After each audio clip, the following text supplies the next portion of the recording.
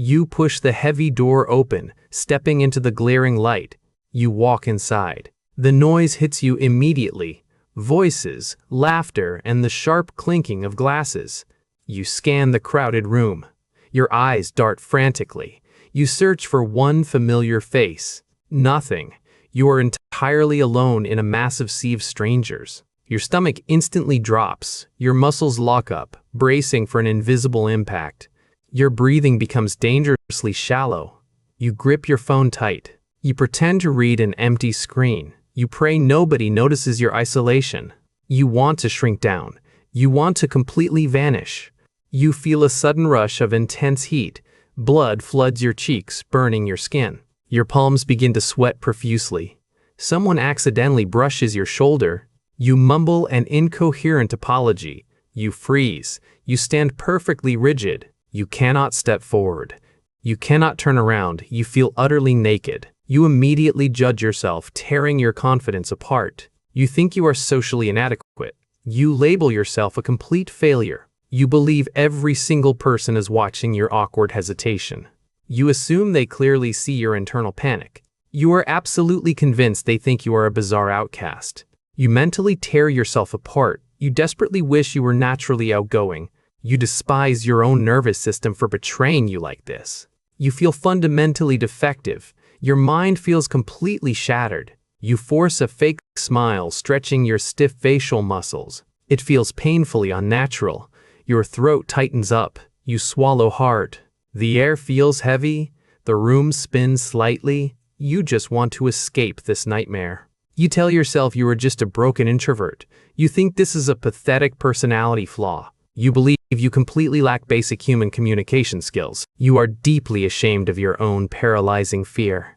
You try to force your heavy legs to move. They absolutely refuse to obey your commands. Your body has completely hijacked your conscious will. You stand there like a paralyzed deer in headlights. You think this awkward immobility proves you are undeniably weak. You assume this is the ultimate social failure. You conclude that your brain is malfunctioning, actively sabotaging your social life. What if your humiliating paralysis is actually a brilliant evolutionary masterpiece? Wrong! Society has convinced you that this paralyzing fear is a personal defect.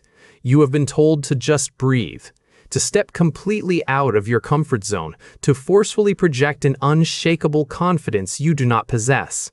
You consume endless self-help books promising to miraculously cure your social awkwardness. You assume that your inability to smoothly navigate a crowded room simply means you are socially inept. You genuinely believe that a perfectly healthy brain should effortlessly process hundreds of simultaneous conversations and overlapping social cues without ever faltering. From the outside, you look like a clumsy outlier. But from the inside, your nervous system is executing a flawless survival campaign. This is exactly where every single communication expert has taught you wrong. Forcing yourself to project artificial confidence in this exact moment is a neurochemical poison. Your brain is not malfunctioning. Your brain is actively saving you from a catastrophic cognitive overload. Let us apply the controlled variable logic to your perceived incompetence. When you are alone in your room, you can articulate complex arguments perfectly. When you step into that crowded hall, your vocabulary entirely evaporates. The only variable that changed was not your intelligence. It was the perceived threat level in your immediate environment. In 2015, neuroscientist Lisa Feldman Barrett at Northeastern University mapped how the human brain processes complex social environments. The results were startling. The human brain is simply not equipped to process the micro-expressions, shifting eye contacts, and unpredictable vocal tones of 50 strangers simultaneously. When you walk into that room, your sensory inputs are violently bombarded. This immense data stream hits your amygdala, the primitive threat detection center, with the force of a digital hurricane. Your amygdala does not see a harmless networking event. It detects a massive, unpredictable herd of potential predators. It instantly triggers a severe amygdala hijack. Cortisol and adrenaline flood your bloodstream. Your sympathetic nervous system violently yanks the steering wheel away from your rational prefrontal cortex. This is not a moment of weakness. It is a moment of extreme biological defense. To prevent your neural circuits from literally burning out under the immense pressure of cognitive overload, your brain takes drastic measures. It forcefully drops the heavy steel blast doors. It intentionally trips the main circuit breaker to your language centers. That sudden blankness in your mind, that is the sacred pressure release valve activating. Your body intentionally paralyzed your vocal cords and locked your muscles to make you completely invisible to the perceived predators. Society calls this humiliating shyness. Neuroscience calls this elite biological preservation. The fact that you feel completely overwhelmed is not a sign of mental fragility.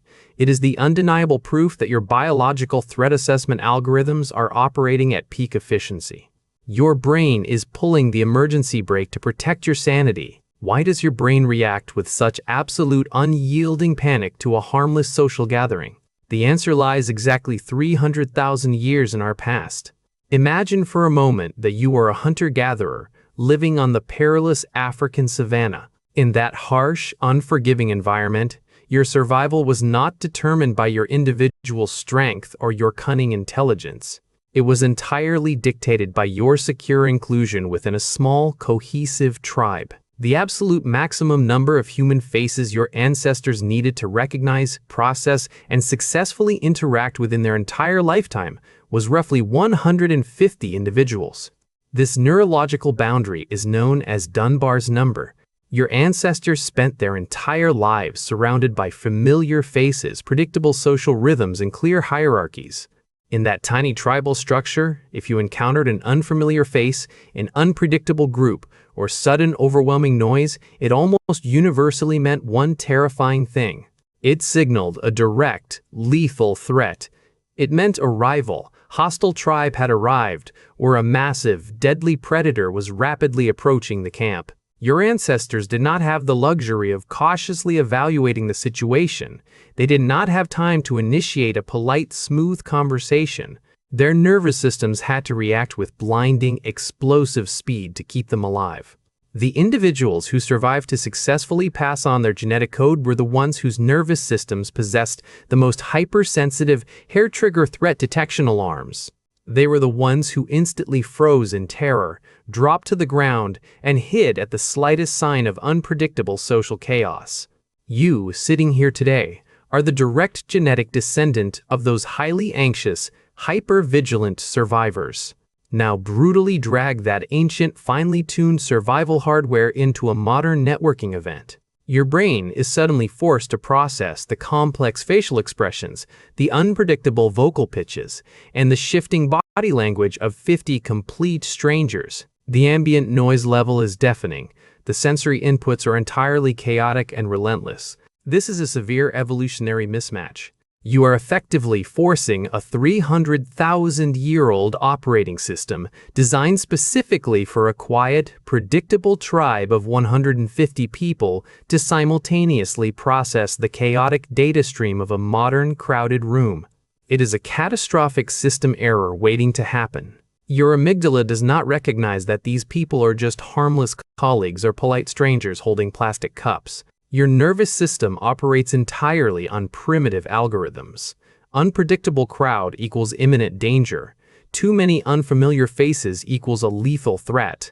That overwhelming urge you feel to run away and hide in the bathroom, that is not an embarrassing social flaw. It is a primal instinct screaming at you to seek immediate shelter from a massive predator.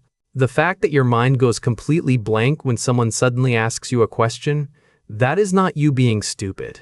That is your sympathetic nervous system intentionally shutting down your prefrontal cortex. It literally redirects essential blood flow away from your complex language centers and pumps it directly into your major muscle groups. Your brain is actively preparing you to sprint out of that room to save your life. It would rather have you look incredibly foolish for a few agonizing seconds than risk you being eaten alive. This profound clumsiness is your heritage. It is a brilliant, aggressive biological shield. You wake up every single morning and meticulously strap on a 100-pound spacesuit of social compliance.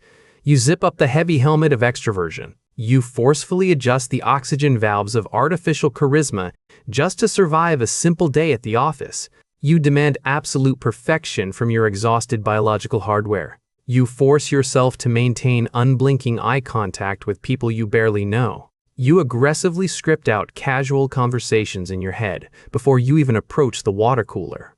You endlessly police your own facial expressions to ensure you never look bored or awkward. You analyze every single comma and period in a 3-word email reply from your boss. You lie awake at 2 in the morning, ruthlessly prosecuting yourself for a tiny stutter that nobody else even registered. You think you are a terrible friend for suddenly canceling those Friday night dinner plans?